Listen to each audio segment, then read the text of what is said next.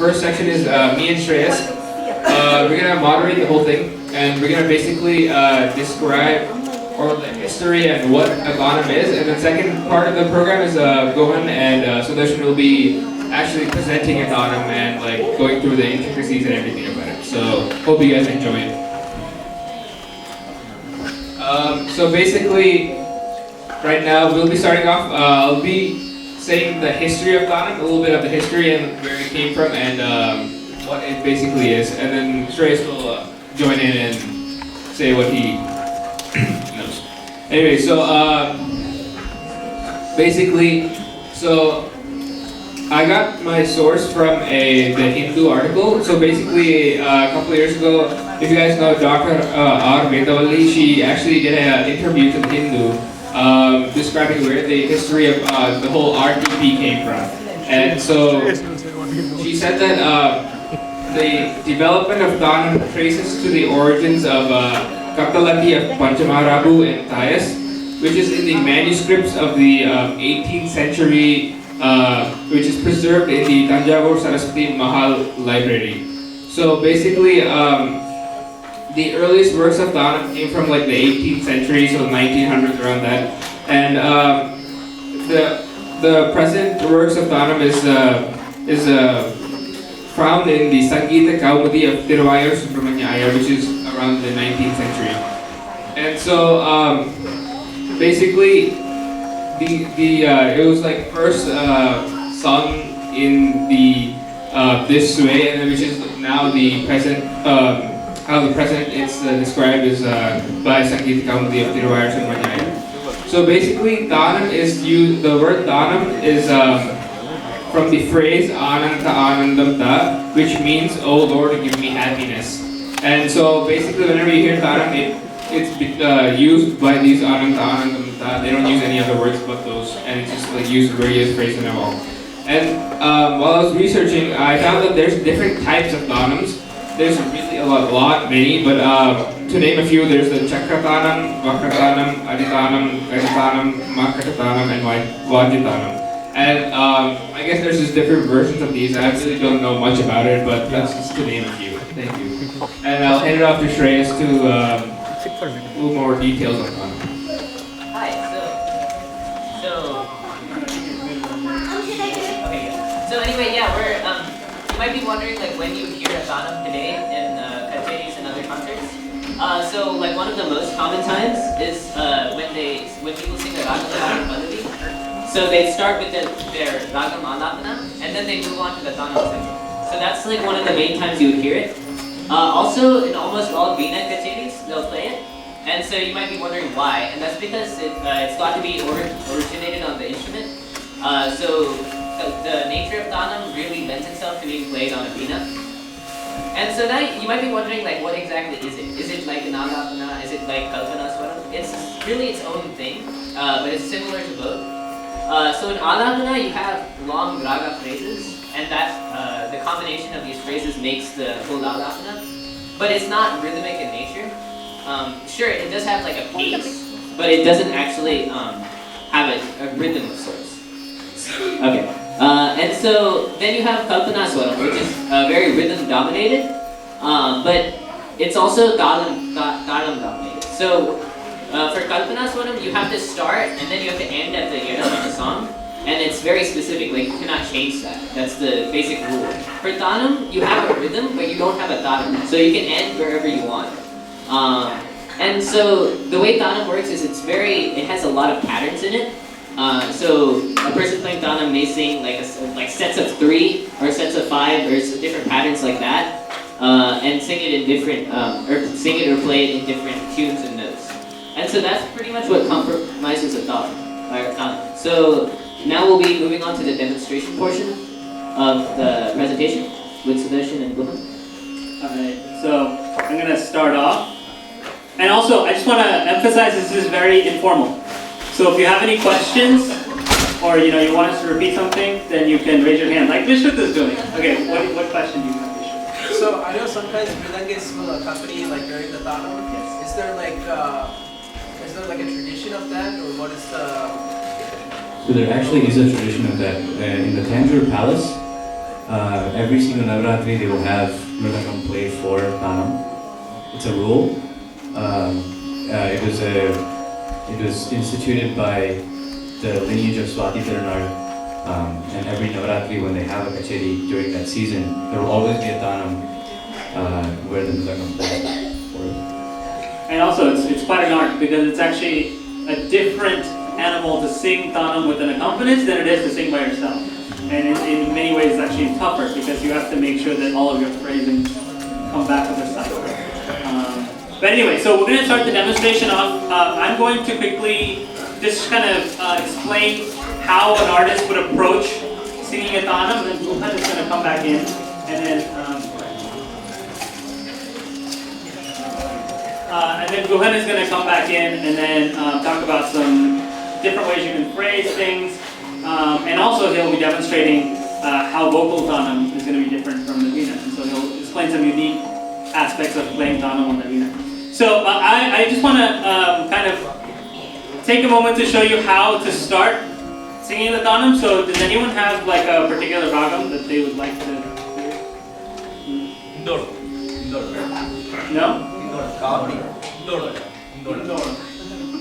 Thank you.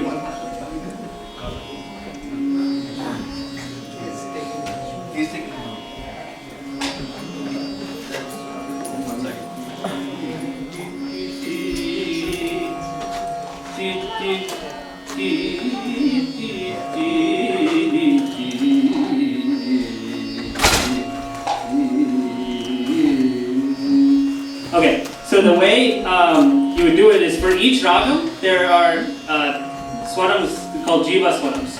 It gives that ragam life, and so you really have to center your Thanam around those aspects. So I'll just sing a little bit and then we'll go from there. So to sing a Thanam in Hindolam, Nam ta, I'll start there. And then what you basically do is it's an art to learn in vocal, but you basically have to use what Ganesh said is anantam, and then kind of just build some phrases. So nam ta ta nam ta ta nam nam ta ta nam ta ta ta nam ta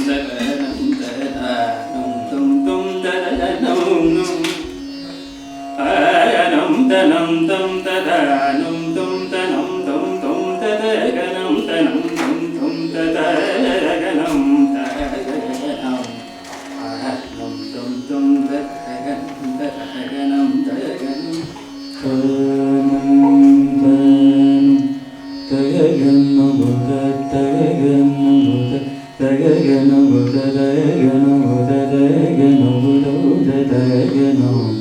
Thanam, Thanam, Thanam,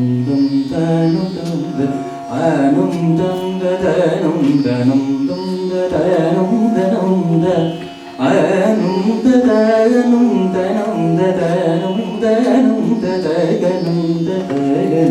Thanam, Thanam, Thanam,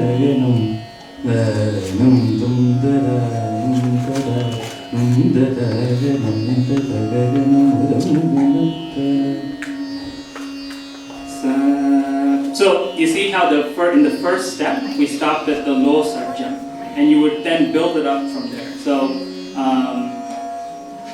what you basically do is for each region you'll put together the phrases just like we did, and you would end with the same pretty much common pattern. It's, in modern Thanam you would hear it a lot. For each section ending is so yeah, like syllable that.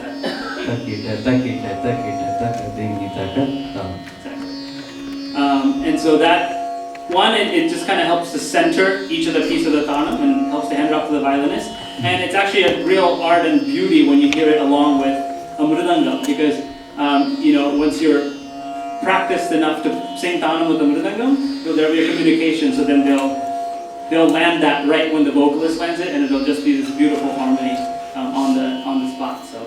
But when they play the Thanam, when you sing the Thanam, usually the percussionists don't follow you. No? They just keep quiet, isn't it? That's what I have observed the concert.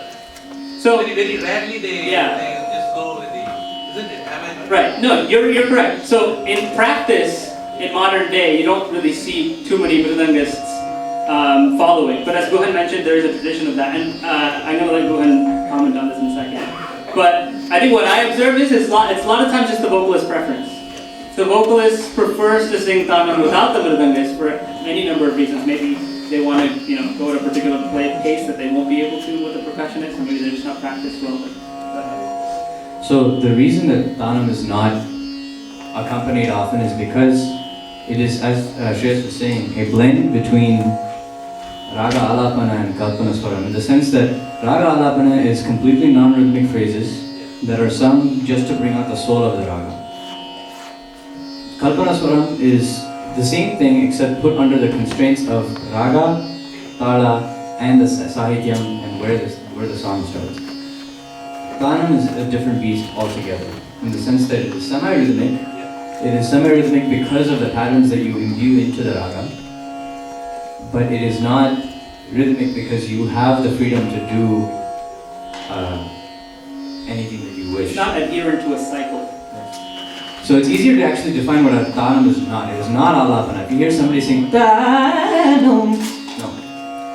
Tagaganum tum danum tadanum tagaganum tanum tanum danum dadanum danum dada danum danum dadanum danum danum danum danum danum dadanum da danum dadanum dum dadanum danum danum dum dadanum dadanum dadanum dum dum dada nam danum dum dum dum dum dadanum dadanum dum dum dadanum dadanum emphasizing the rhythmic portions of it by over-accentuating the syllables.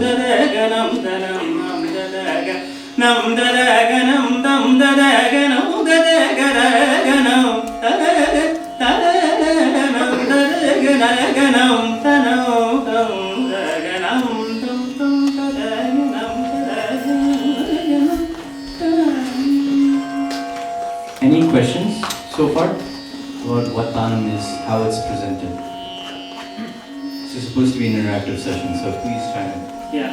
So, I really would encourage you all to, Yes. Why do you always sing at the end of the concert, not towards the end of the concert? It's usually done towards the end. Why? Great question. I think it's because, Yeah, so Haripuri Ramanuja Iyengar. Could you repeat the question, please? Yes, so the question was, why is it sung near the end of a concert? And the only reason that I can think of off the top of my head is that Haripuri Ramanuja Iyengar Arwa set the concert structure. So actually, this is an interesting thing. Before Haripuri Ramanuja Iyengar, who lived in the first half of the 20th century, there was no concert structure that we see today. Today we have Varnam, and then we have Kriti, and then we have a main Kriti, and then we have maybe a Ragam Tana Pallavi, and then lighter devotional Kritis, and then Atilana and Amangal. This was never set before Haripuri Ramanuja Iyengar. Before him, there were 4-hour concerts done mostly in temples, and these actually involved 3 or 4 Ragam Tana Pallavis that extended each for 1 hour long. There was no concept of bringing different styles, different pieces, different composers. He was the one who set that in motion. And I feel like what he wanted to do is take the essence of what Pallavi was before him and put that into a concert. And he arbitrarily put it at the end of the concert. Okay. I believe that's the correct answer. I could be wrong. Yeah, that's very correct. And usually, if you hear concerts in the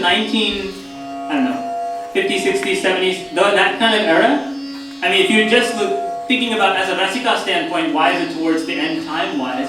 Usually it wasn't. Usually there would be a lot of tukadas that they sing after the RTP, so time-wise it wouldn't end up being so much in the middle. But nowadays, if you listen to any of concerts here, or if you go to Sabhas, there's 1.5 hours or 2 hours per kacheri. And so in the kacheri dharmam, you would say that you need kind of like a build-up. So the artist would include many pieces before they get to the main piece, and usually it's in the after the main. Okay. So that's why you'll see it closer to the end of the kacheri now. Okay. In Veena concerts, actually, you will hear a lot of Ragam Thanam song. You don't necessarily need to have a Pallavi that comes after it. It's emphasized that way. Any other questions? These are good questions. Yeah. So in Ragam Thanam Pallavi, it is customary to sing the Ragamalika. Is it a tradition, especially for Kirtan when you sing? Or Thanam also they do Ragamalika? Yes. But invariably, mostly, although there are lot of Ragamalika kritis, but generally the musicians sticks to the Ragamalika in Ragam Thanam Pallavi. Is there any specific reason for that? Also a good question. Yeah. I think that because Pallavi is something, in the earlier days, Pallavi is something of your own composition or your guru's composition. So it's something that you showcased. And you had the freedom to introduce Ragamalika into the song, the Pallavi. If you sing Swara Raga Sudha and sing Ragamalika Swarams, people are going to stare at you funny. So you'd want to retain the classicism of a kriti and introduce Ragamalika where you can show off that kind of thing, and that is where Pallavi comes in. So like if I'm singing Swararaga Sudha as the main kacheri, I mean there's a reason why Tyagaraja chose Shankara Varnam for that kriti. So if I'm going to go ahead and sing Lalita as a Ragamalika, I'm changing the mood entirely. And Tyagaraja may not have intended for that composition to have that kind of sad mood rather than the bright boldness of Shankara Varnam.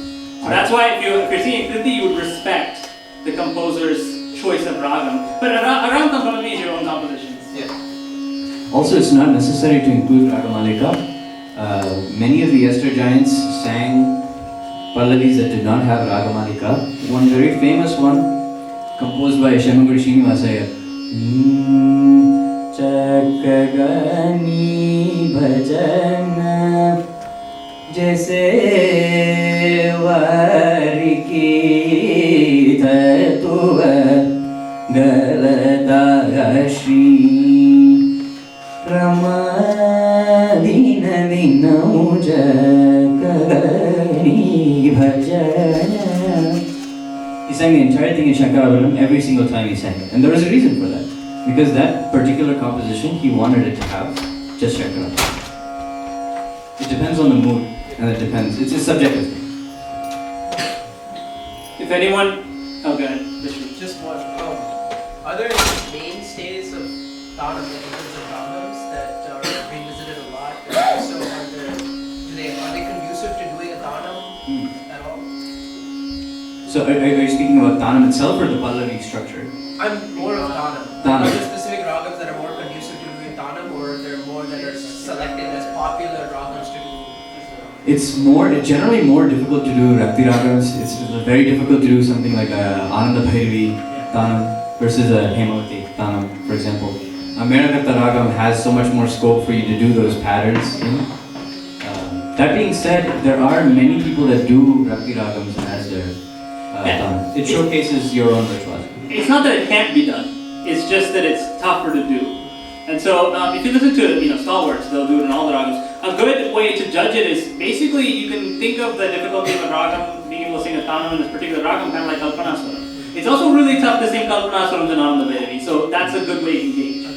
So just for the same reason why an upcoming artist may not choose to sing, I don't know if I would necessarily choose to sing Swarams and Ananda Bhairavi every kacheri, but I'd be happy to choose Hemavati's sing Swarams every time because it's just Sampurna ragam, it's easier to go back there. Two questions. Thanam, they say, quite often I hear that it's more appropriate for Veena. Why? And the second thing is in Veena concerts, just we saw when Kalyan and artists played, and even in other concerts I've seen, they don't do an explicit their own Pallavi or anything. They just take up, most often, they take up the regular, pieces like lyrics from standard composers and then do a Thanam in between and then move on to that. As I was saying earlier, Ragam Thanam song is something that's very common in Veena kacheris, simply because Pallavi is a little harder to present as an instrument because you have to first explain the words, and And when you're doing something like Neraval in that, it might not come through the instrument. So Pallavis in general are instrumentally, you're at a disadvantage. You have to convey the words through your playing, which is hard. And that's why oftentimes you see a Ragam Thanam song composition. Do you want to go ahead? As to your earlier question, yes, Veena, so as you may all know, Veena has 4 strings that are where you play the majority of the notes. And there are 3 strings here called the sympathetic strings or tala strings. They're meant to keep the beat. But in Thanam, it's hard to explain, but they basically drive the Thanam forward. Like how in vocal Thanam you have those extra emphases of you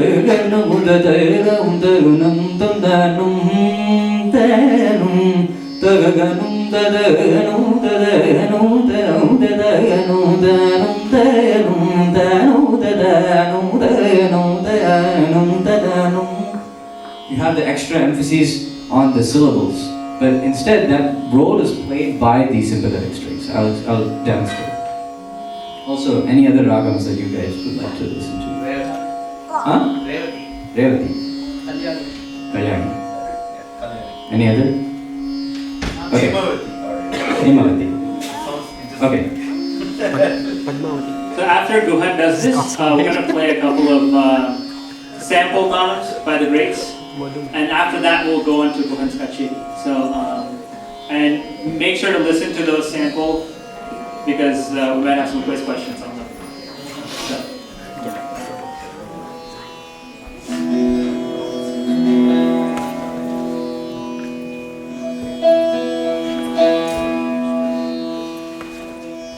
Also, I'd like to thank Srimati Subha Sridharan for this wonderful Veena. Shining bar of police.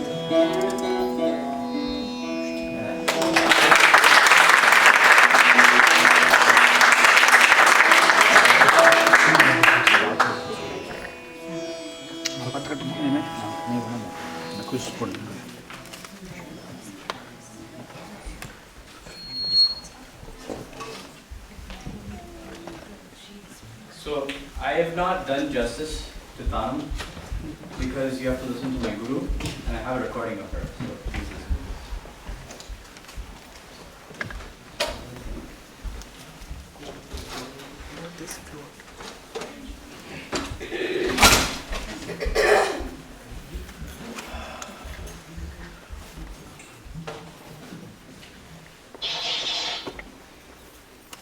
Okay, let's make sure.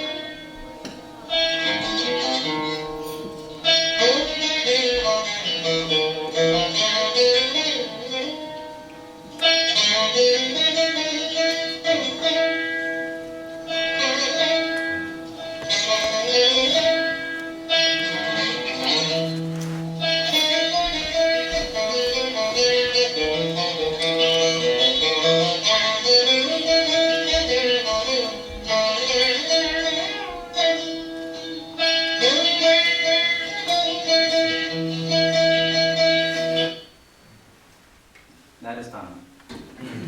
I'm going to play one more recording to close this off, which is an example of vocal Thanam. My favorite vocalist to listen to is this next vocalist for Thanam. I'm not going to tell you who because it's part of the question that I'm about to ask you after. I had a question. So do you guys, like, maybe Thanams have many cycles, right? I mean, like, so the question is, how do you determine where to stop and where to end in a Tanam? Like, each time, like when the vocalist usually ends the Tanam, then violin, and then the vocalist takes the next one. You're saying where should you stop? So that's the jiva swarams of the Tanam, the ragam. So each ragam has swaram. What is the feedback?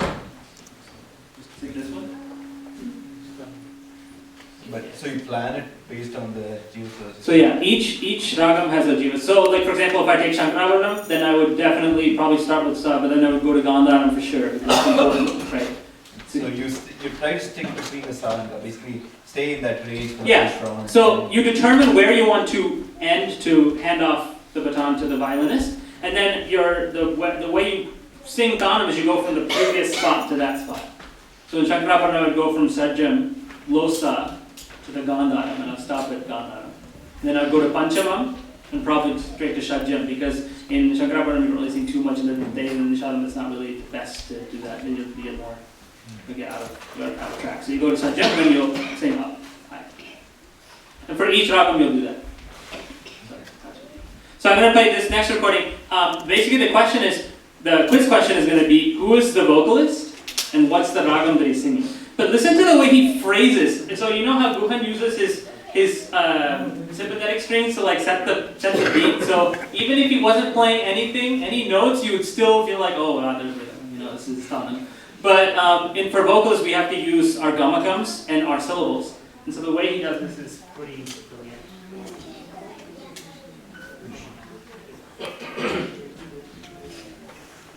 So is this like an online thing you're asking now? Yeah, well, everyone listen to the recording and then think about who the artist is and what raga. So those are the two questions. And it's available online, and we'll. There you go. Yeah, if you don't have a cell phone, you can write it down there, or it's available online on the Navayopanchi website.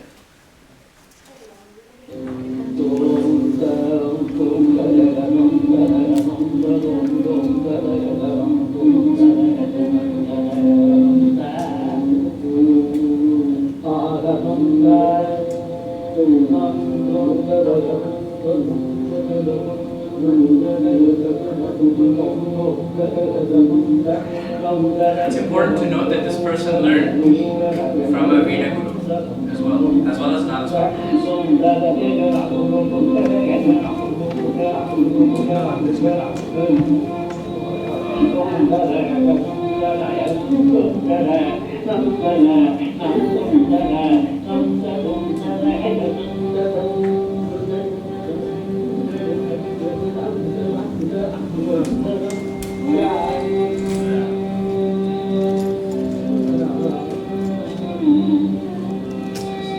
Just in that little bit, you hear like the full extent of the beauty you can get from the ragam with Thanam. So that's the question. We're going to set up Gohen's concert and then have him play. So thank you all for listening. If you have any questions, come up to any of us and ask.